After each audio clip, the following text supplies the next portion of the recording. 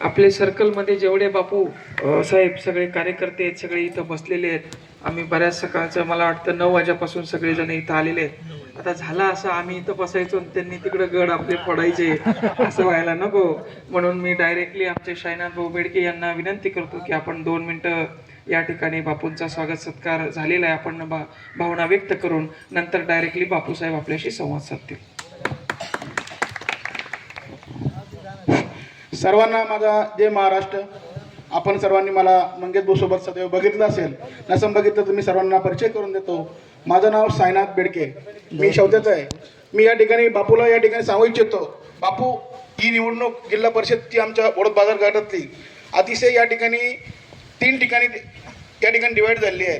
ती अशी एक सामाजिक विषयावर या ठिकाणी डिवाईड झालेली आहेत, एक सामाजिक आणि एक पाहुण्यारावळ्यावर आणि एक पक्षावर.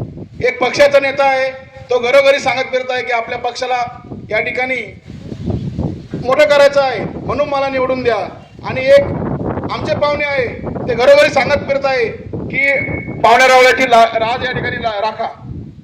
मी बापूला या ठिकाणी सांगू इच्छितो, ज्यावेळेस समाजाचं काम होतं, ज्यावेळेस अनेक शेतकऱ्याचं काम होतं, हे लोक कुठे जाऊन बसले होते? तुम्ही आजपर्यंत कोणाला आंदोलन करताना बघितलं आहे का? फक्त आपला या ठिकाणी